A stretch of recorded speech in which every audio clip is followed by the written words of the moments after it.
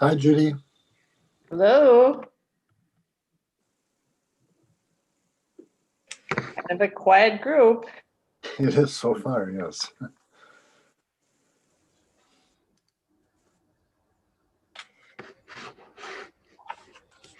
Hey, good evening, everybody. Evening. Evening.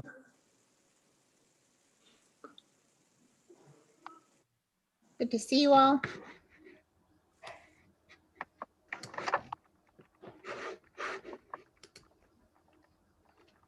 Do you have multiple screens to be able to see everybody, Mara?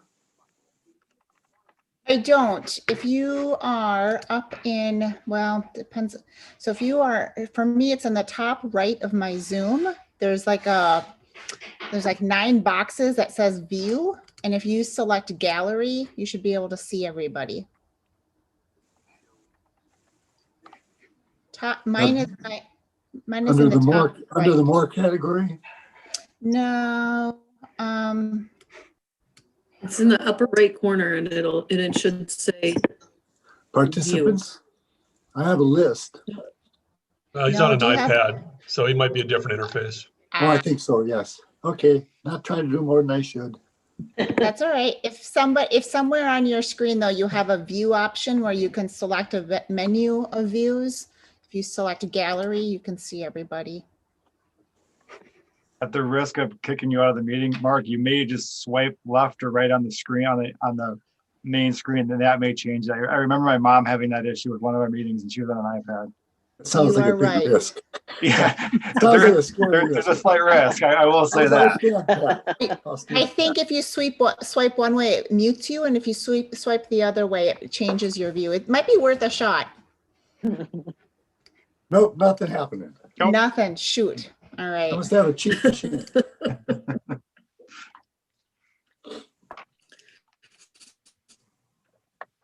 if you turn on your YouTube, you'll be able to see everybody with a 20-second delay. So, and turn your volume down. That also sounds scary. That would mess me up. No, I'm not gonna do it. I'm gonna stick with the old stuff right here. We are right at 5:30, and I see that we do have a quorum of the EDA present. And so I will call tonight's meeting to order. Karen, because we do have a mixed group between the downtown group and EDA, instead of doing full roll, do you just want to note attendees for attendance tonight? Sure. Very good. Our first item tonight is the Pledge of Allegiance. I invite you to join us in the pledge. If you'd like to shut off your camera before you rise, you can do so on the bottom left of your Zoom tray. And we'll see if we get the flag here. I pledge allegiance to the flag of the United States of America and to the republic for which it stands, one nation, under God, indivisible, with liberty and justice for all.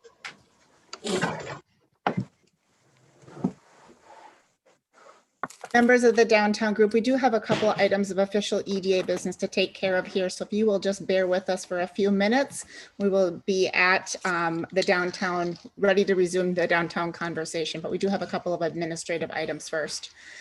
So hold tight with us. First up is tonight is to approve the agenda. Could I'll entertain a motion to approve? I so move. I'll second. We have a motion and a second. Karen, could we have a roll call, please?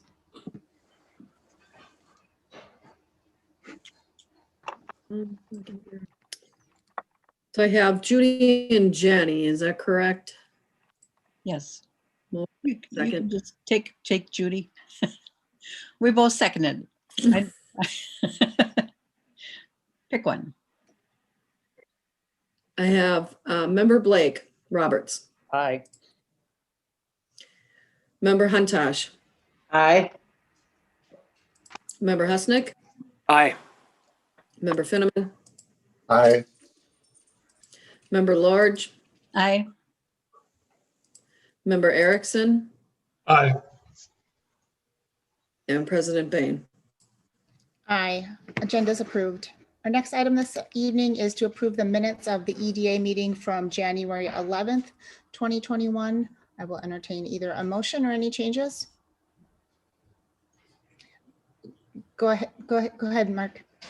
Oh, well, because it's mentioned, it's an awkward proposition to keep talking about, but the Castlewood project.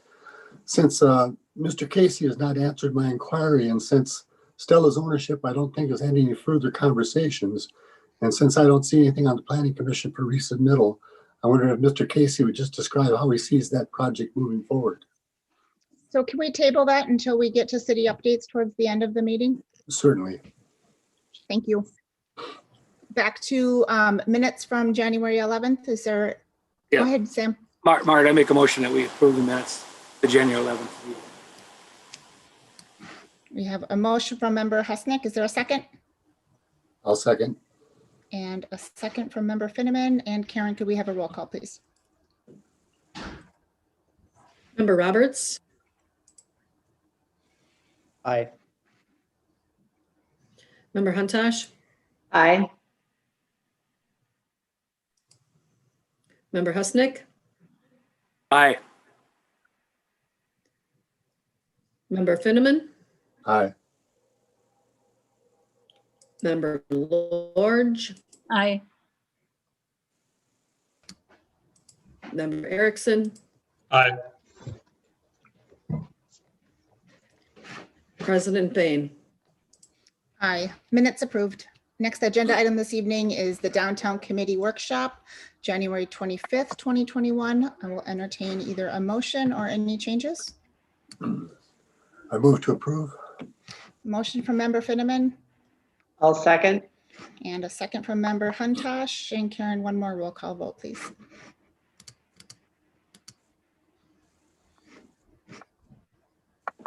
Member Roberts, Abstain.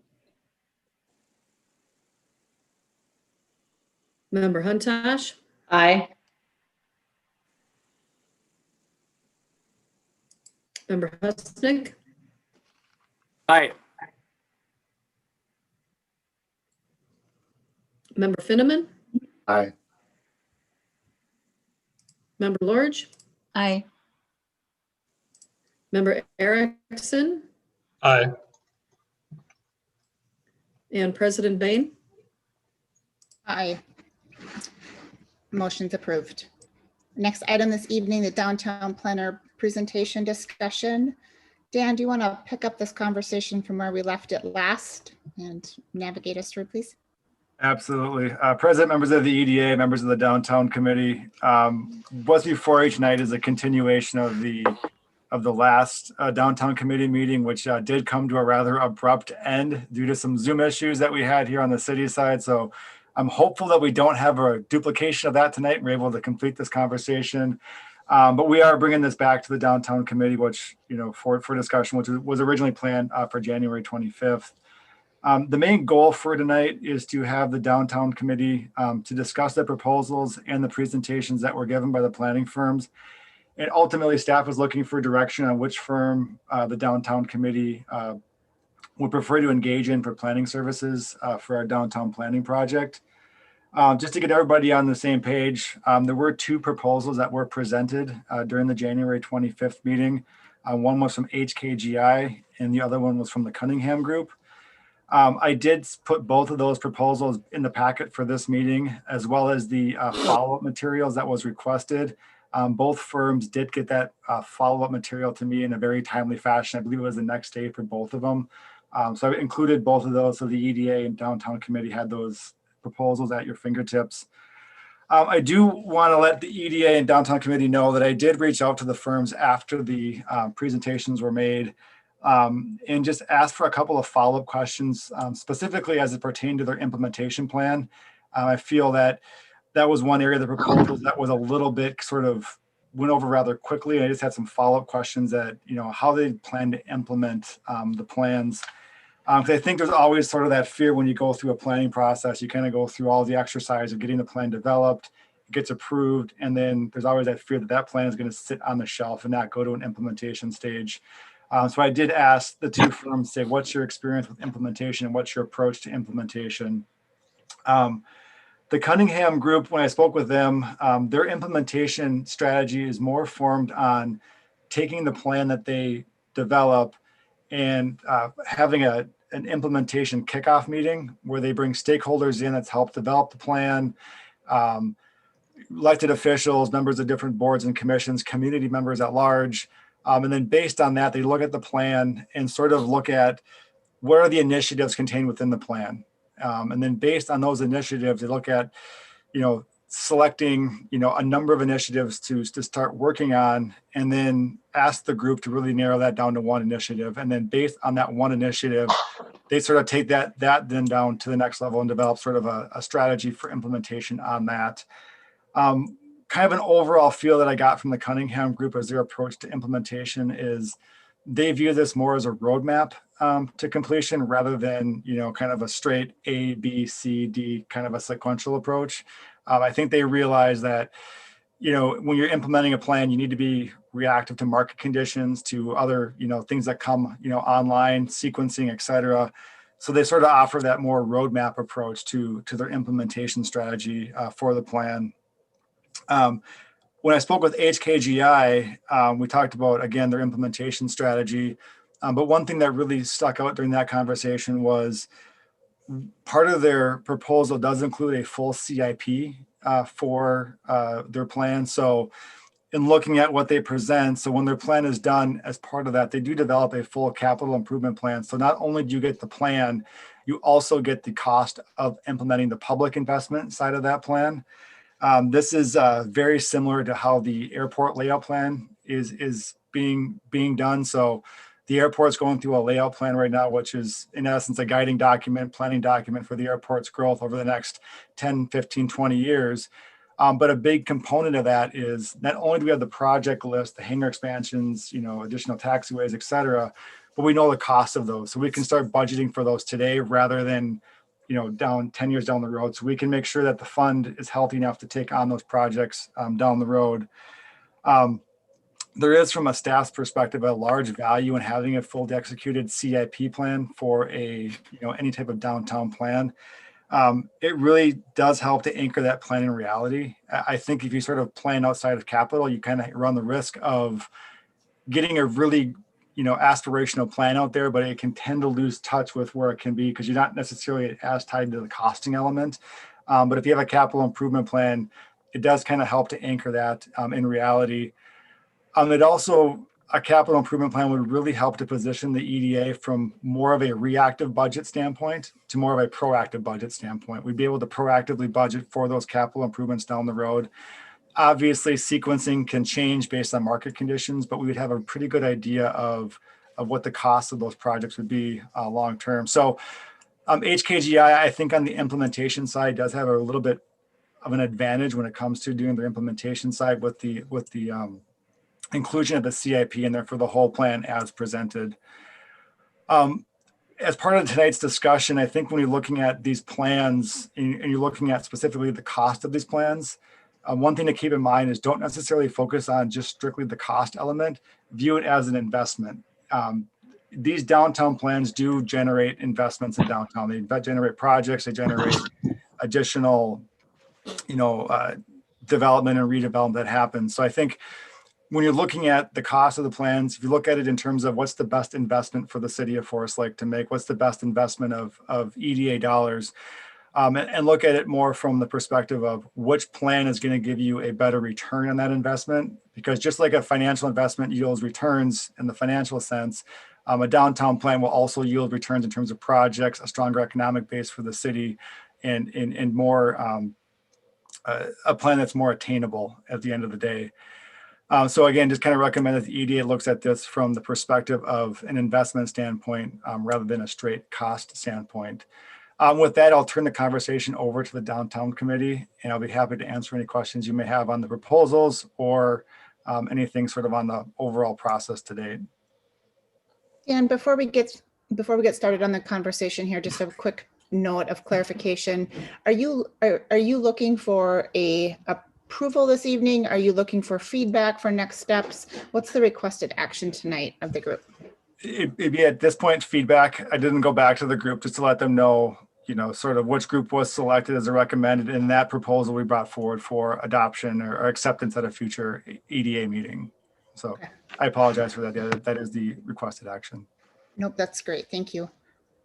I'm interested in feedback. We've seen a lot of materials and have heard presentations. I'm interested in feedback and any questions that you may have, preferences. Just open it up for some open discussion here. Go ahead, Susan. Question of the group. One of the proposers is not going to be doing a lot of in-person meetings.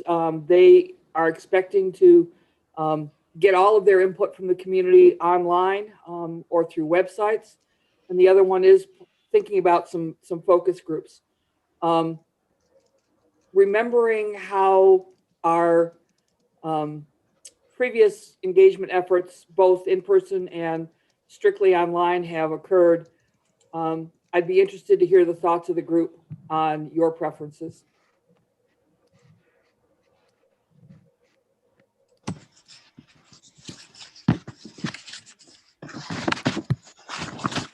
Well, I think from a preference standpoint, I mean, if you're able to solicit both means, you're likely to capture a greater percentage, because there's some that just want to operate in person and others that probably, especially in our current pandemic condition, would probably opt for an online interaction anyway. But if we've got the option to do both, I mean, that seems like the better value. Go ahead, Mark. Just a couple quick questions before I make a statement about that. How many businesses are presently participating? Just numerically, how many businesses in our downtown committee are presently participating in our downtown committee? 3, 4, 5? That are active participants? Active, yes. Yeah, I'd say probably that 3 to 4. I mean, the invite list is a lot larger than that, but the ones that actually attend, we're looking at probably 3 or 4. Okay, and the other question I have is, are city conference rooms presently available to small group meetings, 4 to 8 people kind of story? No. Not at all at this No. point? Is that a city choice? Because that's not a state regulation. So you asking, I mean, in terms of what's the context there, Mark? I'm just trying to get my head around. When I think about how to communicate with the businesses, the idea of small group meetings face-to-face is the ideal way to go. And if we're already restricting that and it has to go either online or telephone or otherwise, then we're already restricting how we can talk to people. Given the number of people that are participating right now and businesses that are participating, I know of many more that have a lot to say, but they're not involved at this point. The way to get them involved is to really have a focused face-to-face story with a few people. Yeah, the governor's orders for social distancing, the emergency order is still in place. That's what the city's following. We have closed off all of the meeting rooms to the general public until that's lifted, because we really don't have a big enough room for that kind of crowd to. Well, I'm not talking about a crowd. I have met with Cambridge, know, but- Roseville, and both of those cities certainly can space and mask and still talk in a room. Yeah, we've closed off the whole city hall to any groups at this point, still following the governor's orders as far as his Well, emergency orders go. It's beyond the governor's orders, as best I can tell. Well, that restricts us, certainly. So I also think that our communication with all the businesses and the amount of, I think, more extensive programming meetings that need to take place is underestimated by both of the planning groups. And that just needs to be noted, as Susan said. There's a catch to how we talk to people. And one of the most important things is to talk to the people about their business and how they situate in downtown. So a couple of things. So one, council has actually, the extension of the extension of the emergency orders on our agenda for this evening. I'm happy to bring that back to conversation and, reconsider if there are some options for at least some small groups to meet in person. I don't offhand know what those answers are. And so, but certainly there's opportunity for perhaps some council conversation on that topic. I think the question would be, or the answer there would be the same over either group. I think Susan's point was more to there's a difference in approach in the plans and what is, overall preference related to approach.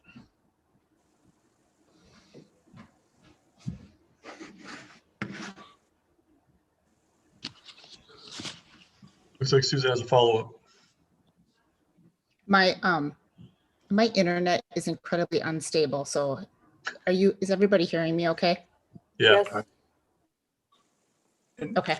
If I could just add one comment to the in-person versus remote, feedback option. When I did speak initially to both groups, I think they both preferred trying as much in person as possible, realizing that is the most effective way to do planning exercises and get that feedback. But I think realistically trying to respond to the COVID impact that we're having right now, I think they're both trying to put together the flexibility within the proposals to allow a shift if we can go to in-person, to get that in-person feedback. And if we need to stay remote to at least get the infrastructure in there to allow for community feedback to happen in a digital environment. So I think both are willing to work on both in-person and digital. Susan, go ahead. Actually, Cunningham does not include any in-person in their base proposal. It would be an additional amount. I guess I have a real concern about not only just getting input from the businesses, but input from the broader community. If everybody in this group was willing to engage their social media contacts, their whatever you happen to be using, I think there's a possibility that we could get good feedback from the community, not being in person.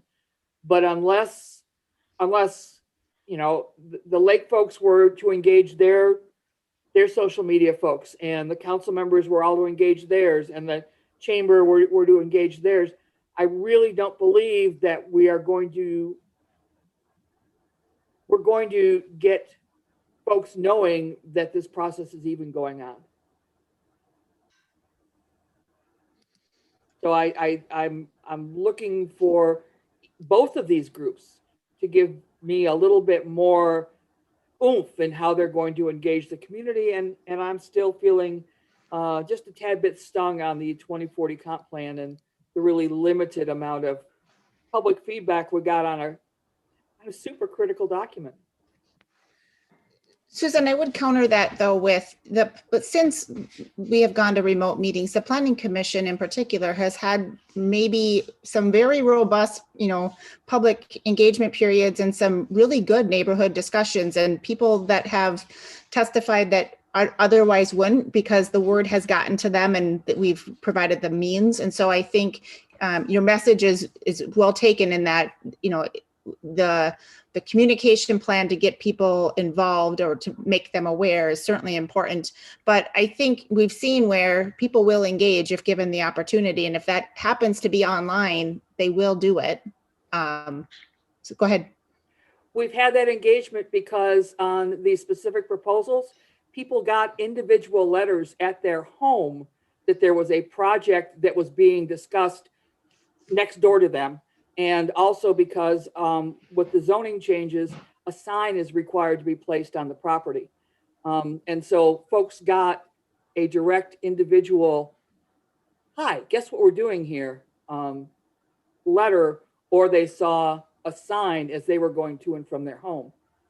I'm not sure have we got billboard sort of budget? I'm really concerned about folks that wouldn't get a letter or wouldn't get somebody knocking on their door or a sign posted near their neighborhood that this is being discussed. Go ahead, Jerry. Yeah, Susan, I can appreciate Go ahead, exactly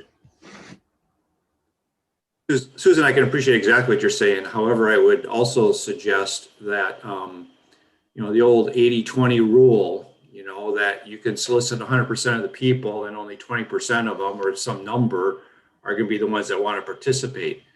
And I do believe, as you said, if we do a good job of crafting the message through social media, through, the different data centers and email databases and Facebook pages and stuff like that, I think you might be surprised how fast it would spread through social media that there is a request out there for input from the public. Particularly, I think, yet early in this year, as spring and summer come, people get busier and you're going to have less participation, unfortunately. So, one of the first meetings I know is supposed to be happening in March and April, which is a perfect time to bring, I think, a focus group or focus groups together. If we feel that there's not enough community outreach or not enough community support individual meetings, we can always ask the consultants to add another one in there. They're happy to do that. But again, let's be productive if we're going to add, in-person meetings. That's all. Just need to be productive.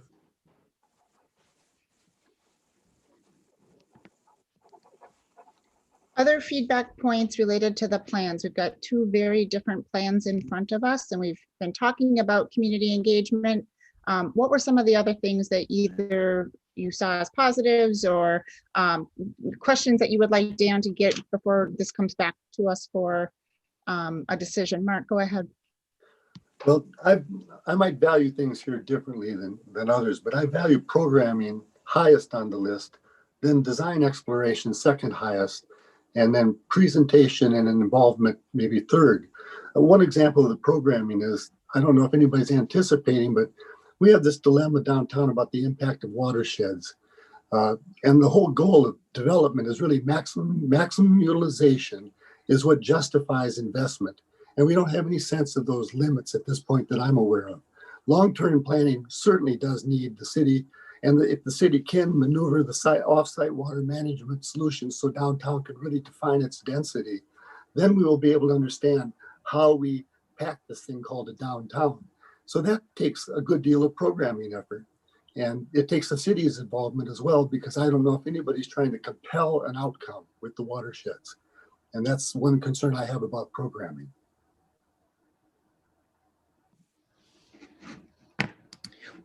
Go ahead, Jerry.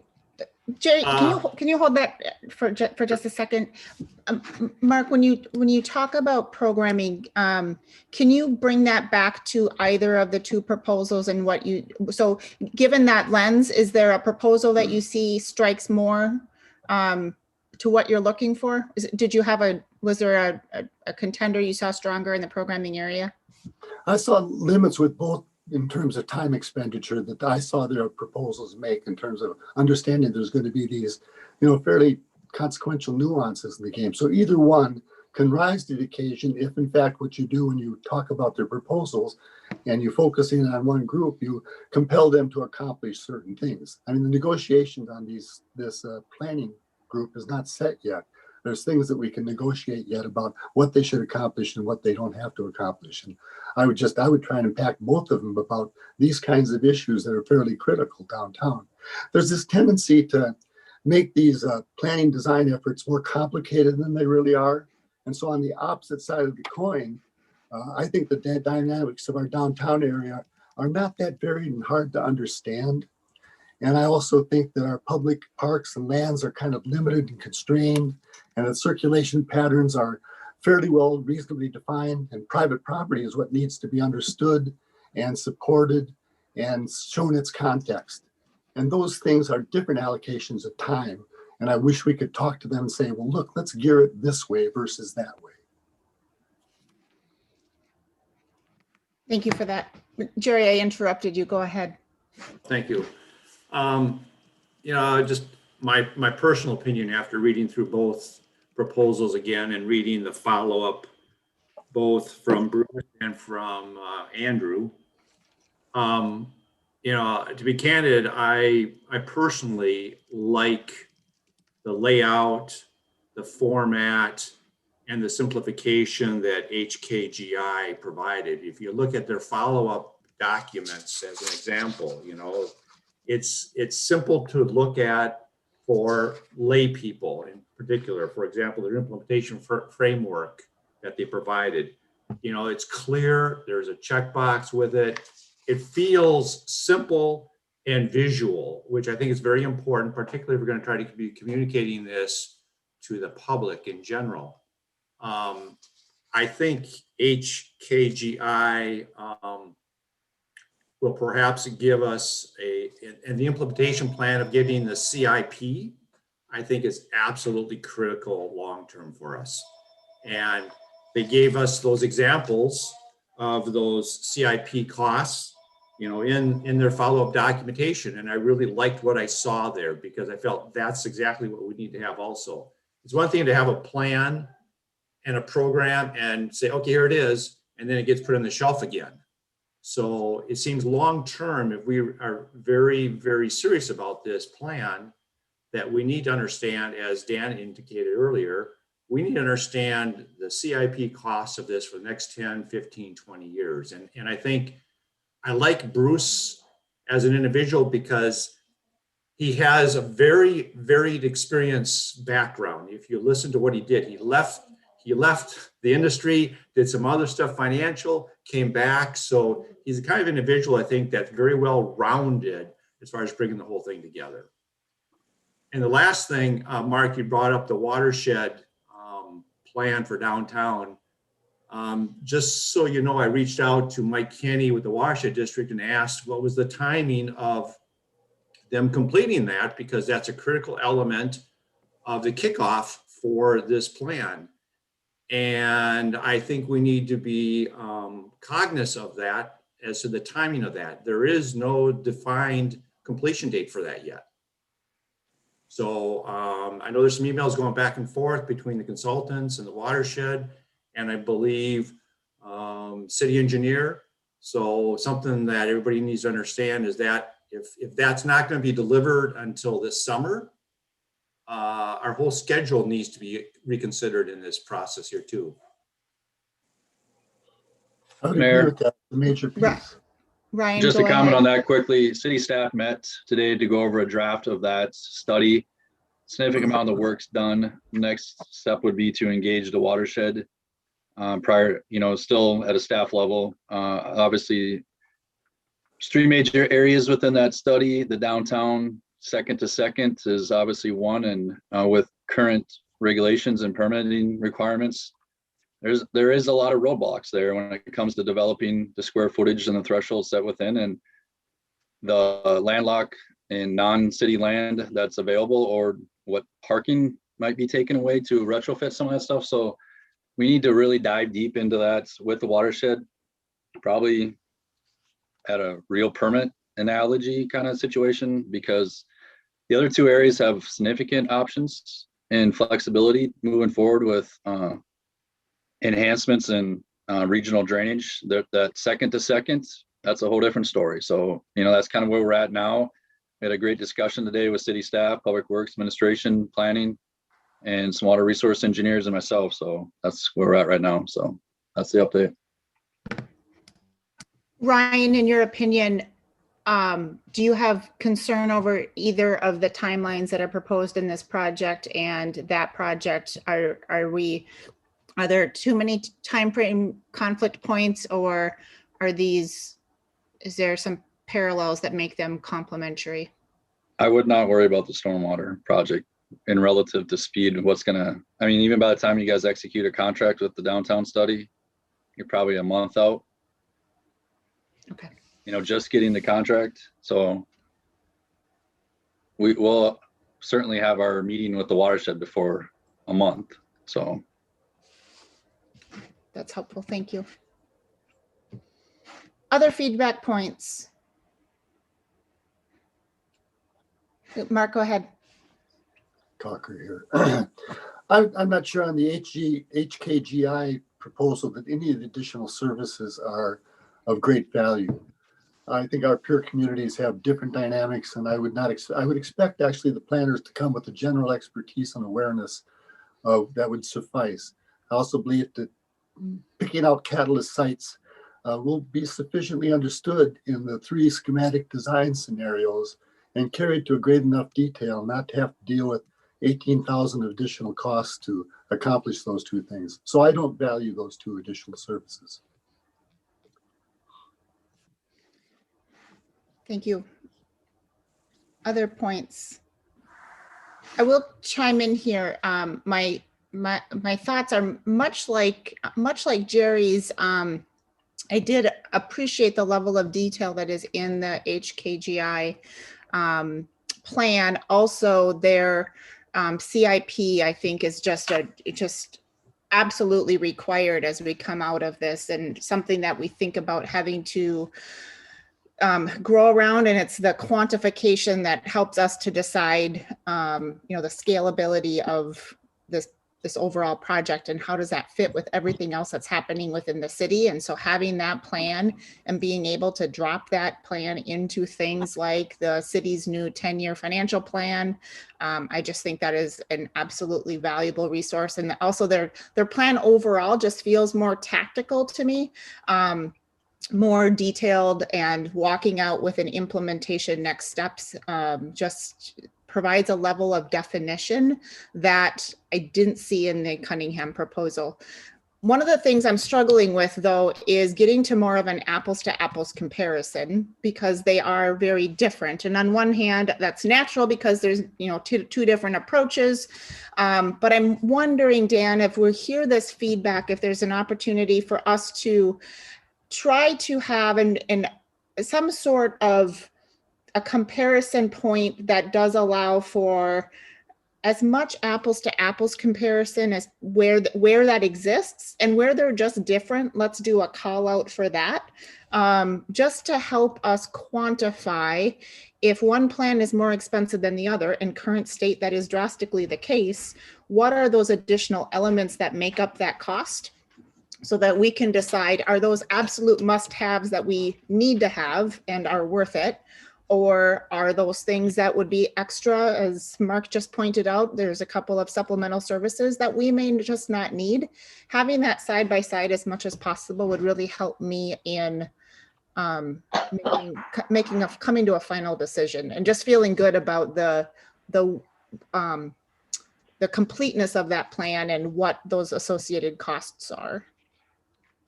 And to that point, I did ask HKGI on their proposals, because it says a not to exceed, but they obviously went through and line itemed out pricing in terms of to get to that point.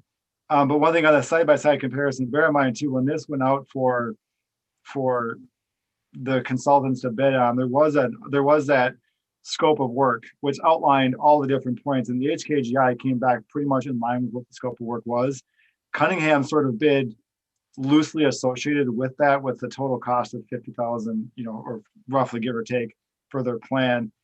I'd have to go back to Cunningham Group and actually have to have them go back through then and provide that detail based on the scope, because I think looking at their proposal, what they sent over, it's going to be pretty hard to pull that information out, since I think it's more kind of lumped together, so to speak. And and when I look at the Cunningham plan, it's more of a as a Cliff Notes version of a plan, so to speak. And not saying that in a bad way or a critical way. I'm just thinking that when you get the plan from Cunningham, it's a little bit more aspirational, a little bit more Cliff Notes version. I think HKGI is definitely the more tactical plan with, here's your first item and here's what you need to accomplish that first item. But I can go back to Cunningham Group to see if they can provide more detail on it. But I think, bearing in mind that they were offered the same scope of work and they chose to bid that back differently, and with what they submitted back to the city.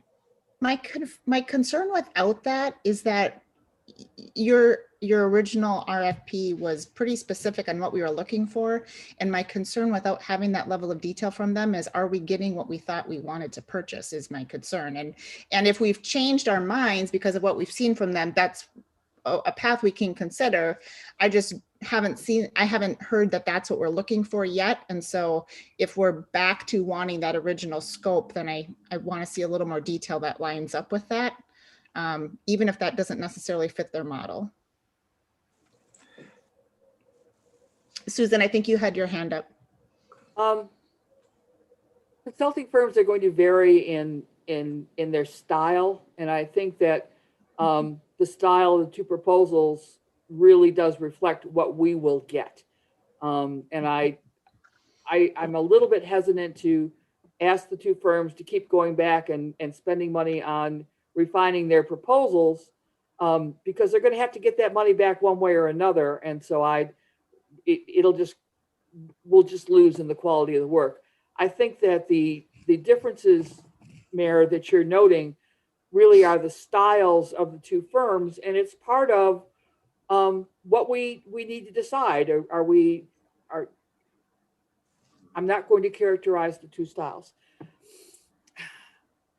going to be strong, but I think that's what we're going to get. Toasted. Mark, go ahead.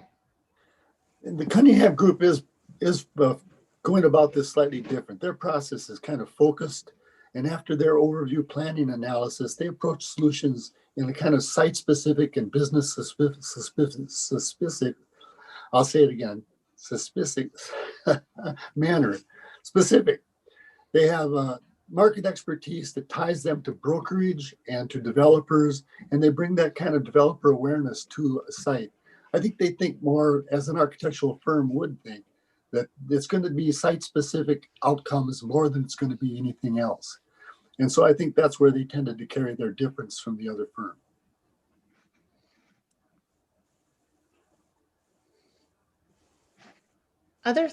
Other thoughts, feedback for Dan at this point? Mark, go ahead. I never know when to stop. No, this is good. Both firms have the expertise to do this. They have the planning and the graphic ability to do this. They do approach it differently. The larger, more planning-oriented firm is trying to be very holistic and cover all the bases. The Cunningham Group was a little bit more focused on what their direction was. I would like to think that we really could go back to at least the predominant firm that people might agree on tonight and customize their proposal. It's odd to get just the two initial proposals and not go back and try and choreograph it a little more specifically. So I think you could go back to them and set a finite budget after you talk about what you would expect them to do. And I don't think that takes a whole lot of effort on either their part or our part. I like the idea of TOOP still being pursued. I see a distinction between the two. You've already gotten my opinion about how complicated I think this story is or needs to be. And so I might just be thinking differently than everyone else is here.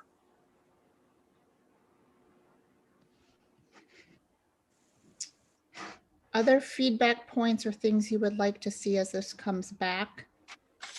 Dan, as you hear this conversation, other specific questions for this group? No, I think, I mean, I'm just trying to get, from what I'm hearing here, you want to go back and try to re-dive into that more additional detail of the proposals, or, I mean, I want to make sure I summarize what we've discussed here, because like firms initially, we kind of went through that scope of work and developed a fairly robust scope of work to start with, which, at that point encapsulated the bulk of the plan. And I think, as has been commented here tonight, you are seeing two different approaches. And I don't know necessarily if you go back to both firms and say, we want to update the approach, if that's going to yield different results. Because when I speak with both different planning firms, they do have a very different philosophical approach to planning. You can just get that in talking to the different planning groups that are there. So I think going back to the groups with sort of, okay, we want more detail now. I think that should have been done, in my opinion, at the scope work. They responded to our scope. We see one that's in line, HKGI basically mirrored our scope pretty close to what we asked for. And the Cunningham group sort of kind of lumped them together as in their approach to bid. And I think that's what you'd see in the plan set. But bear in mind, when I talk to communities that they both planned for, some communities really like that more general lumped together approach, and that kind of they're extremely happy with that. Other communities want that more tactical HKGI. So I think if we go back one more time, we're just going to get more detail about the same approach in my estimation at this point. So I think my recommendation would be to go with one, and we can go back, and if we need to make some small tweaks to that scope with the singular firm, just to make sure it aligns up, I think that's my recommendation to go back to. Otherwise, I think we're just going to potentially have this meeting in perpetuity for, another couple of sessions as we start to really kind of go through and can kind of continue to and delay the start of the planning process. Go ahead, Mark. I apologize for my complicating the story here, but another avenue or isolated part of this is that, in my opinion, three schematic area designs form a much better resource for the future than drilling down to one, I don't know, one singular outcome that is comprised, it's compilation of whatever you think that should be. That kind of an idea, going back to a planning group, suggests something to them as well. Do they have to refine to this one final thought, or is it best to remain with the three schematic developed approaches and maybe put more emphasis on those so that we can see how far the city can bounce from one end to the other versus picking just one thing, because it'll become a very arbitrary idea at the end. Blake, I think you had your hand up. Go ahead. Yeah, I was unfortunately I wasn't able to see the presentation. I did listen to it while I was driving that evening traveling, but so I'm a little bit not up to speed on how the presentation went. But have we reached out to these other cities that they've done work for and got their feedback as to how the experience went and if they would suggest using them or not? I see they state Mountain View and Stillwater and a couple of these other cities. Is that an opportunity that maybe we could talk with their staff and just see how that went? And maybe that's already happened. I can speak to that. I did reach out to cities that they've planned for. I didn't always necessarily use the ones that were in the proposals. I reached out to ones that they developed plans for both HKGI and Cunningham Group. And I will say both came with stellar recommendations. We had long conversation with the planning departments at Monticello, which Cunningham Group did a plan, for them. I also have spoken with Lindstrom, which they've done planning opportunities. Rita works out there as a planner, and both had glowing recommendations for both their approaches. But bear in mind, again, these communities have different approaches overall to how they want their plans to look. So, Monticello's, part of the reason what they told me was they sort of had a downtown plan, but they wanted a little bit more aspirational. So that's why they went back with the Cunningham Group, and they were happy with it. And they were happy with their implementation plan of the Cunningham Group does go back there annually and does kind of a check-in review. They continue to contract with them for sort of ongoing implementation strategies, with that city. So, both groups have good recommendations and both groups have been vetted in a recommendation standpoint. It's just sort of at the end, which one, which approach I think is, recommended, or does the downtown committee feel more comfortable with? Yeah. From a staff perspective, looking at it, I think a more tactical approach would be beneficial for City of Forest Lake, sort of giving where we are from a staff standpoint behind the scenes, like having more of an outline of how to implement that plan.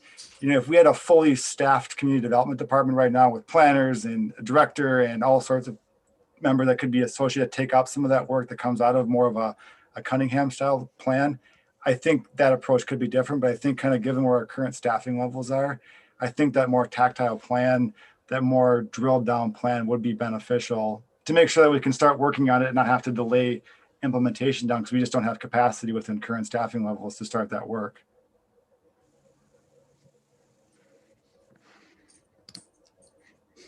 Jerry, I think you may have had your hand up as well. Go ahead. Yeah, I did.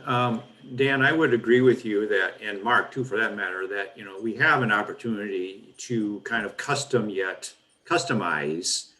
the scope and the deliverables from whoever we select. Just because we have a document with a proposal right now, we're not locked into that. We can modify it, we can change it yet.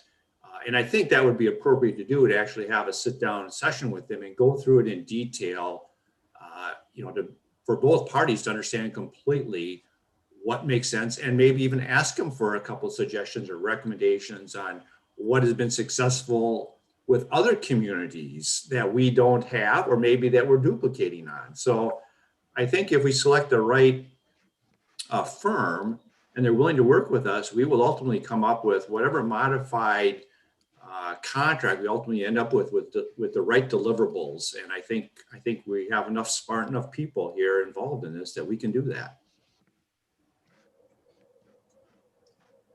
Agree. We do have a number of other agenda items on our plate tonight, so want to make sure we are keeping things moving to get through. We will want to adjourn tonight at about 6:50, so just do a quick time check. We're almost to 6:20. Other feedback points or anything that wasn't mentioned tonight that's on your mind as you're weighing pros and cons? All right. I'm not seeing anything. Dan, do you have feedback of what's needed for tonight? I I guess preferred, I mean, before we wrap this up, is there, I mean, do we have a clear group that we want to go back to at this point? I mean, do we feel comfortable with, if I reach back out, if I have to call a planning group tomorrow, which one should I call to say, we need additional details? You know, that's the question I need answered, you know, so we can continue moving this ball forward. And at this point, from what I've gathered from this meeting, I don't have that clear, we want to go with plan, you know, firm A or firm B at this point. Susan, you think you had your hand up? I guess I don't feel comfortable with the Cunningham group, but there's a lot of folks here that are smart folks that I haven't heard anything from. And so I'd really like y'all's thoughts, but I'm not as comfortable with the Cunningham group. I appreciate Susan's previous perspective on, you know, is there value in going back and having them be more specific, and because they are kind of showing us with their style the difference in the proposal. I agree. So I agree with that. That we probably won't get the apples to apples comparison I would maybe like to have. So I'm leaning towards HKGI. I'm interested in, but I recognize that's the larger proposal. And so I guess I'm interested in kind of an Forest Lake optimization of that proposal of, do we need the full thing, or are there areas of that we may scale differently? Because we do have, you know, another opportunity to do something that is substantially less cost. But I also, when I see the elements that they've included in the plan, I can appreciate there is a lot of work that goes into a CIP plan. And so if that is part of the deliverable, there is immense value in that. And a quantification and a specification that kind of requires a very robust planning process. And so I can equate some value to that, how that relates to the, you know, our final number that we'll contract on. You know, that's where I'm just looking for as much specificity as possible. Sam, go ahead. Yeah, Mara, I'm leaning that direction. Sam, you're cutting out a little bit. Sorry about that. Is it better now? Yes. Their presentation was very concise and to the point. And I'm leaning the same direction.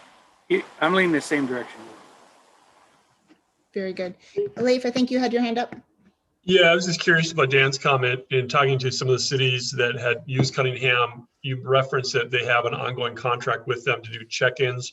Is that a part of the process with both companies, or is that just kind of unique to Cunningham? Because maybe they're coming in lower at the expectation that there's going to be this ongoing annual contract to actually implement, you know, what they came up with. How does that pair out against the other one?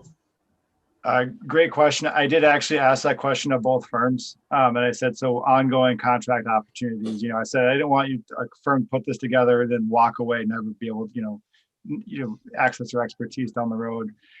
Both offer those services. Cunningham, it can do it either on a retainer basis or on a per project basis.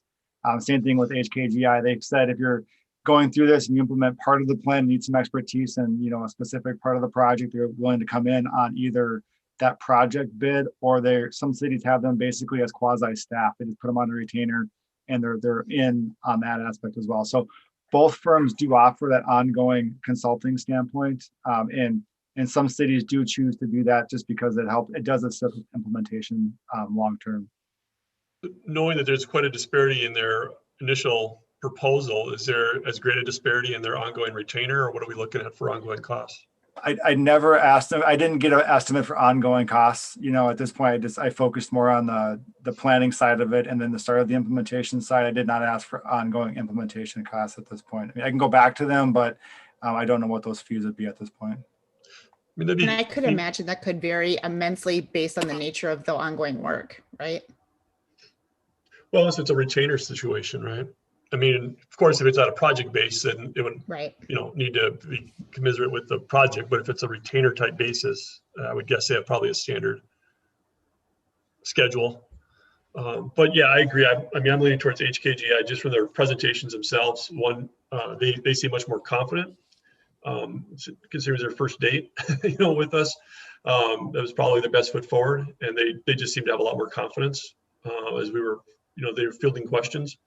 I do like the depth of their plan, and in my experience, you get what you pay for a lot of times too. So.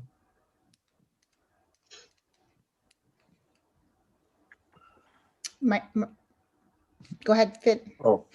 I do think in general, the city is going to feel more comfortable with the larger scope that the HK, whatever their firm is offering. And I just want the opportunity to go back to the firms and have a two-way conversation about such things as, is that final compilation plan important to the story, or are three, varied plans still more important than that? There's a series of questions we can ask them. I don't have any idea how much the CIP portion is cost-wise. So those are the things I'd like to have some kind of a two-way discussion on, so we can actually say, you're our, shortlist preferred, vendor. Let's talk about how we can refine this development proposal and see what we can come up with. Very good. I think I saw another hand up and may have missed. That was Jenny, go ahead. I just wanted to say, I agree with Leif. I feel I've got a confidence level with HKGI that I don't have with the smaller group. I do think that they will lead us rather than us working with a more vague approach. I feel like they will take it, listen to us, and do it professionally, and we'll be happy with the results, and it'll be worth the difference in the money. Very good. Any others wanting to chime in on preference at this point that haven't already spoken up? Tim, go ahead. Good to see you. So I don't need to reiterate the points, but I like the HKGI proposal. I liked how they proposed, how they laid out their information, and the cities that they work with, some of them I'm pretty familiar with. So from that standpoint, from a level of comfort, I'm much more inclined to agree that we move forward with them. Thank you. All right. I think we've heard from the room. This is all right. Dan, conclusion you were looking for? I'm good now. What I will do is I'll reach out to HKGI. I'll ask them to come back to the next downtown committee meeting if it works with their schedules for that two-way conversation to kind of fully maybe go through the proposal a little bit more just to make sure everybody's comfortable with them. I'll let the Cunningham, if at HKGI, I'll just say at this point, we'll talk about further refinement at this point and let the Cunningham group that they're not the preferred vendor at this point, but the HKGI is, and we'll hopefully, based on the conversation, we'll be able to get to a proposal that we can agree to, and then get them, see what the next steps is based on that next conversation with HKGI. Very good. Thank you. All right, we're going to move on to our next agenda item this evening. Downtown committee members, you are welcome to stay on as attendees. Otherwise, you are also welcome to sign off. Thank you for being here and look forward to seeing you again at the end of the month. Just 2 more weeks. Nan, Chamber of Commerce Business Recovery Growth and Revitalization Task Force. I think you're going to give us an update. Yes, hello. Good evening, President Bain, members of the EDA and city staff. Tonight is serving as an introductory presentation to some work that we've been doing at the Chamber. And so I did want to update you, and I think that you will find pieces of this pertinent to the conversation that we just finished. First of all, just a little history about how this evolved. Our Business Recovery and Growth Task Force emerged as a result of those initial Zoom meetings that we were having early on, and actually through probably 7 months of COVID, where we gave business owners and organizational leaders an opportunity to come together. It then became a great venue for dispensing information as well. And so now, as I say that we collectively, the Chamber and our businesses, as well as the EDA and the plans that you all have just been talking about, I thought it was really important, knowing that this downtown revitalization was coming up. I wanted to be sure that I really clearly understood what was important to businesses, right? I thought I knew, but I thought, I wanted to give them an opportunity to come together. So what I simply did was facilitate meetings so that they could have conversations. And so that's what we've been doing for several months. And it's just gone along fantastic. Like, we have a lengthy list of concerns and areas and ideas and all of that ready to go. And I found that so much of it paralleled some of the things that were being talked about with the downtown revitalization, as well as when we went over the detailed EDA plan. I was seeing just two things going parallel at the same time. And so I did have a conversation with Dan, and we thought that this would be a great time to come before the EDA and share that with you, so that you maybe we could bridge the gap a little bit from communicating with business with EDA. So that's really been my role in all of this, is to facilitate conversation. Really, the mission behind the task force, this is what we presented, was that it's a place for local business and organizational leaders to discuss their concerns within a peer group, and then together brainstorm action steps to move forward on solutions. Collectively, this group will positively initiate and create an environment for business recovery and growth. So it's all around moving forward. We'll let you know that we've probably had 15 to 20 businesses engaged in these conversations. Some at every meeting, some not quite so much.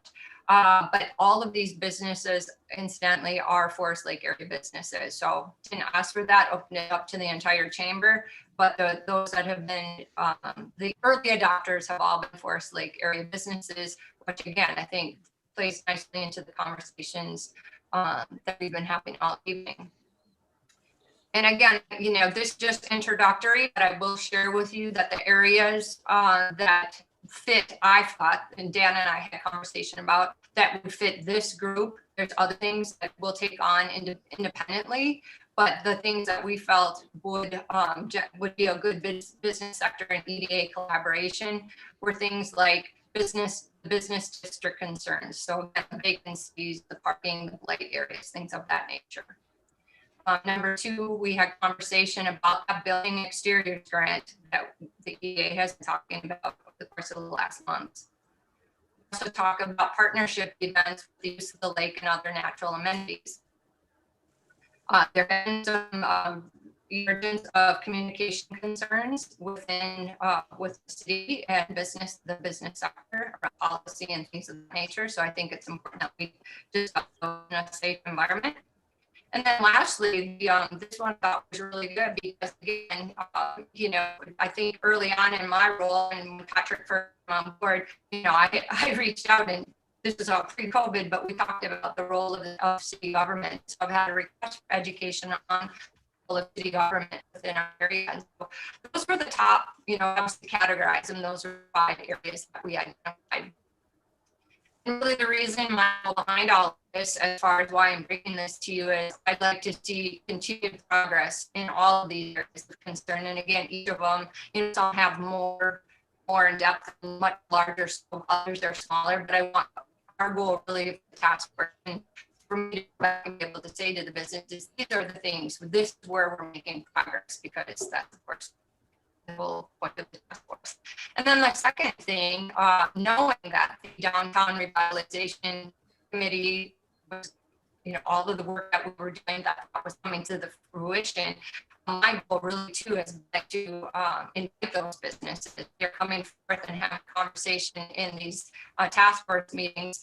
Well, I'd like to see them move on and be part of these conversations around the downtown revitalization. Susan said we've got some great resources as far as business background and great ideas. And so together, I think between the EDA and the business sector, there's just a lot that could be shared information and shared ideas. And so that would be the goal.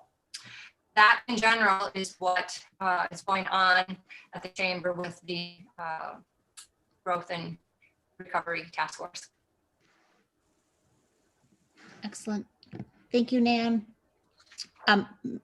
Members of the EDA, what questions do we have for Nan of this evening?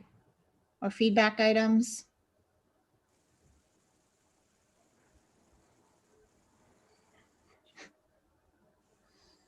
Sounds like you have a great infrastructure of voices and stakeholders that will segue well with what we're trying to do on the downtown committee. So thanks for laying that groundwork. Yeah, if I could add, Blake, go ahead. just that I've been involved a little bit in some of those meetings, and they are very productive and very helpful for local businesses. So I appreciate Nan, the things you've done there, and it's good to get. We talked about. I don't know. I think Susan had asked the question earlier about how many businesses are actually on this downtown committee. It's like I don't know what we can do or why we don't have more stakeholders in these things. You have 3 different businesses that are regularly attending the downtown committee.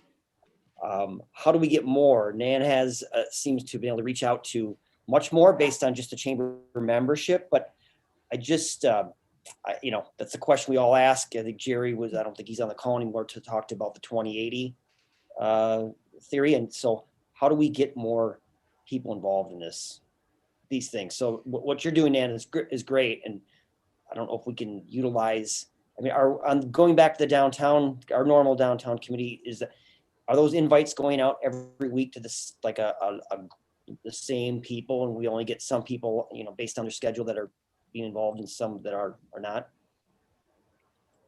Karen, go ahead. I send out approximately 50 invites for the downtown committee meetings. And I think I generally see 3 or 4 people out of that list. Well, so that means Nan, I guess I would add, go ahead. I would say it's even more important to have the chamber and this group to help facilitate or get more information out. So I guess you cannot have too many people or too many committees, but I think it's just crucial to partner with the chamber on this and have them included in all of it.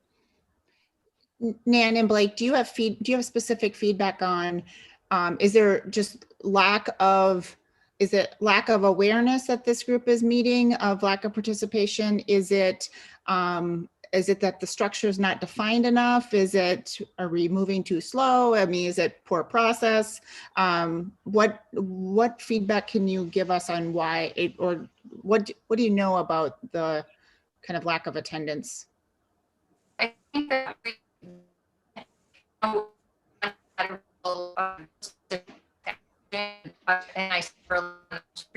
Is anybody else's? Nan, I can't hear you're cutting up. I can't hear her either.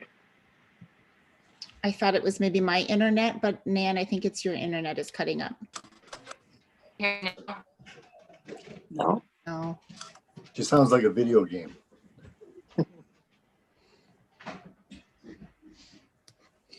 And so maybe something we can get some further feedback on. I would certainly love to hear that feedback at another time when connections are better. And certainly I've heard from a couple of members that are on the attendee list of, I'm so glad you're having the meetings, and they're kind of following along based on what's on the agenda from the sidelines. Haven't necessarily made the meetings yet, but are certainly on the side engaged, if that's a thing. But certainly if there's some things we could be doing differently on structure or even time of the meeting, whatever we could do to broaden that audience, certainly willing to consider it. The other thing I would ask is as I look at this list, not having the full context of hearing the full discussion on what items made the list, I see that there's a lot of alignment between what's on this list and what is on our 2021 work plan. But knowing what's on the 2021 work plan, which Dan is looking for approval tonight, I'd be interested in any feedback on things that either need to be accelerated or reprioritized, any changes that would come out of that recommendation. I see general alignment, but sometimes the devil is in the details. And if we are misaligned on some details, I'd love to hear that as well.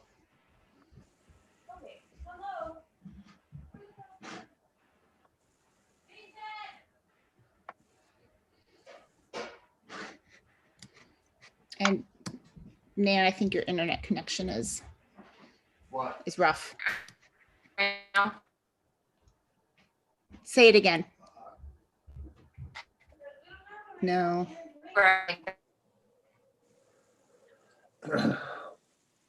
No. We can bring back, we can certainly bring back to another discussion. Our next agenda item is though to walk through that 2021 EDA work plan, and Dan's recommendation is, Dan is looking for approval tonight.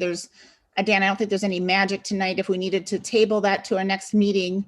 However, also recognize that we are now into the second month of the year and want to keep moving on the work plan. So maybe we move on to that agenda item and gather some feedback.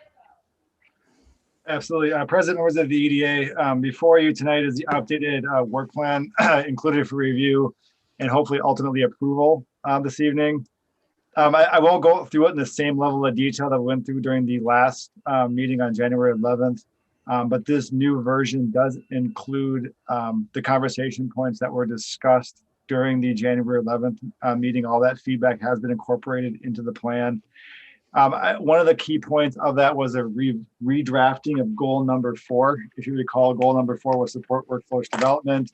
The EDA feedback felt that was a little bit too vague and wanted some more specificity around that particular goal. So I did go back and I redrafted that one. So now it reads, support workforce development through the establishment of active partnerships with local businesses and workforce development / training providers to build a dynamic workforce for the city of Forest Lake. So it's a little bit more specific, keyed into how we're going to support workforce development here within the city. Wanted just to pull that one out because there was some specific conversation surrounding goal number 4. The rest of the main goals in the plan did not change, but mostly the changes here were based on action items, and that those changes were based on feedback during a previous meeting. There isn't as President Bain mentioned, there really isn't a huge pressing issue to approve tonight if you want more time to review this. We are still, this is still the loose guiding document that I'm still working on developing, work plan 421 on. The benefit of approving it tonight is I can then go back in and start to schedule these, some of these action steps and look at, building out the rest of the first quarter, second quarter, and third quarter plans for 21.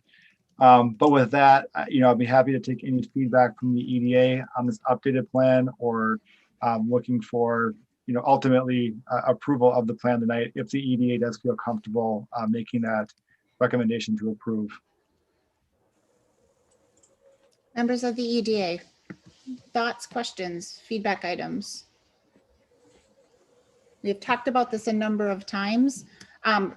Personally, I would prefer us to approve this evening unless there was any glaring points of conflict that either Blake or Nanette wanted to mention related to the feedback from the chamber group. This has been our working document that we've been working off of. And it's a working document. We can amend at any point. So even if we approve tonight and the next big idea comes in next week, we certainly have an opportunity to pivot. But just for clarity and consistency, I would make a recommendation we approve, but certainly want to hear feedback from the group as well. Julie, go ahead. I absolutely agree. We've talked about this a lot. I think it is a working document, and I make a recommendation that we approve it tonight. Do I hear a motion in that recommendation? You do hear a motion. Yes, you do. We've got a motion from Member Huntosh. Sam, go ahead. And we've got a second. We've got a second from Councilmember Husnick. Other discussions at this point? I'll just give 2 cents worth on goal 4. I think you built that out really well compared to the vagueness previous. So thank you for that. Looks very, very good direction. Excellent. Other feedback tonight or points of discussion? I'm going to attempt to speak. Can you hear me? Yes, I hear you. Go ahead. Great. I had a conversation. We hear you, but it's not. No. Try without your try again. Is this better without camera? No, it's not really. No, I You can't weren't, hear. your camera wasn't working before.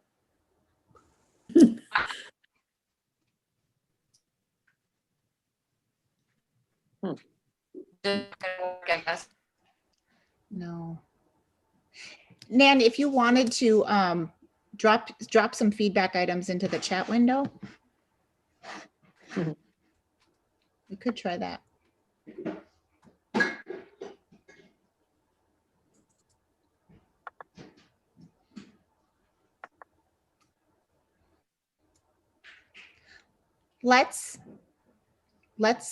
We've got a motion and a second on the table. If we, here we go. So Nan's chat, Dan and I discussed in detail, and most are addressed in the plan. And I can just build off of that at that Please. point. I'll just, without trying to put words in Annette's mouth, but we did discuss a lot of what that working group had issues for with the city, or kind of what their concerns were. And I did say a lot of those were already included in this 2021 work plan. And, you know, I said by adopting the work plan tonight, I think you'll see some of those major concerns that downtown or that revitalization group are going to be addressed. And like I mentioned to her, I think at the end of 21, this ball is going to be a lot further down the court than it is currently, just because this work plan is representative of a lot of the active conversations that are happening within the community. So there's good alignment between this work plan and what we're seeing coming out of that group. So I think adoption will help to advance a lot of those issues that we're seeing coming forward now. Excellent. And Nan says yes, yes, and yes. So very good. All right, we have a motion on the table and a second. And Karen, could we have a roll call vote, please? Member Roberts, Aye. Member Huntosh, Aye. Member Husnick, Member Finneman, Aye. Member Lorge, Aye. Member Erickson, Aye. President Bain. Aye, and work plan is approved. Our next agenda item this evening is city updates. And Patrick or Dan, do you want to talk through city updates? And I know Member Finneman had a question about kind of general update related to Castlewood. Yeah, I'll start, and Dan has more he can certainly add. Just a few things. The council at their last meeting approved a new paving policy for basically the downtown area that changed the ratio of a special assessment. So we will hopefully within this year get the last gravel road paved that exists in downtown. Waiting on the process and the ownership of the lots to fill out some paperwork and see if they agree to all that. So that's moving forward. As far as Castlewood goes, since there hasn't been a lot of public information out there, and that's only because it's a multifaceted approach that we have to take because there's a number of different things involved here. We have almost come to a final agreement for the golf course operator contract for this next year. We're very happy with that. We have just a few language issues going. We've also have had very productive talks with the restaurant owner and regarding the parking and the clubhouse. So that's moving on well. We expect that would be settled within hopefully this week, and we'll move forward with that. And then finally, when you talk about the building itself, that building, whether the decision there is going to the Parks, Lakes, and Trails Commission for their consideration, and also to the council to see if they want to move forward. We'll leave it in their hands. They're the ones who should be deciding whether that's something we should do. But all three of those last things are going well, and we should hopefully wrap up most of the golf course, or at least some of the major issues, by the end of the week. Ryan already talked about the watershed meeting we had this afternoon. It was a real good meeting. Made a lot of progress there, and we will have a joint meeting with the watershed district to go over some of the issues and very difficult issues in some of the areas of the study that we'll have to address. And finally, I think we talked at the last meeting, or somebody, Dan might have mentioned, the airport business park, the two lots that the city proposed to sell that was approved by the city council. Those should close in about 2 weeks. We've got the title work almost done, and The owner's very happy with that, and hopefully we'll have a brand new building up in the airport business park by the end of the 2021. Right. Excellent. We are running a little short on agenda time, so we are going to jump to Chris for a Washington County update. Chris, President, thanks for being here. Oh, go ahead. I just, Dan, go I ahead. just have just a comment off Judy's comment there about the downtown incentive programs. We do have Oh, two thank active you. applications that came in. They're currently being processed, and I'll get those on a future agenda as soon as I get all the supporting materials that I need to complete those applications. So we do have active applications that are in at this point. They're just getting processed. Thank you. Chris, glad you're here. Thank you, President Bain and members. Good evening. Just a really quick update for you. I had mentioned earlier in one of the previous meetings that we had another round of business relief grants available. That application deadline closed on Thursday last week, and we received 613 applications countywide for a total of $7.5 million, which was more than what the state made available. We did believe all along that there would be a lot of demand for the money, and there was. We had about $5 million available throughout the county. We will get all the way through the first priority businesses and hopefully through the second priority businesses, but the county board will meet tomorrow to decide if they want to prorate the grant amounts available. There will likely be some applications that were submitted that will not get funded. But we're going to try to get down that list as far as we can, knowing that we want to help as many businesses as possible with the recovery efforts. So I'll keep you posted as we move forward. But there was certainly a lot of demand for the grants and a lot of need still out there for the businesses right now. Thank you. Excellent. Thank you, Chris. I know Nan's having some internet challenges. Jenny, do you want to do a chamber update? Anything further beyond other than what we've spoken about tonight? No, she did a really good job. Excellent. Very good. Let me just do a quick check. We are at the end of our planned agenda and actually just right on time. Thank you for a great discussion this evening. I will entertain a motion to adjourn. I move we adjourn. And I'll second. A motion from member Lorge and a second from member Huntosh. And Karen, could we have a roll call vote, please?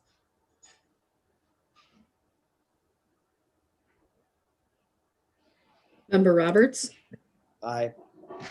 Member Huntosh, Aye. Member Husnick, Aye. Member Finneman, Aye. Member Lorch, Aye. Member Erickson, Aye. and President Bain. Aye. Aye. We're adjourned, everybody. Have a great evening. right. Thank you. Thank you.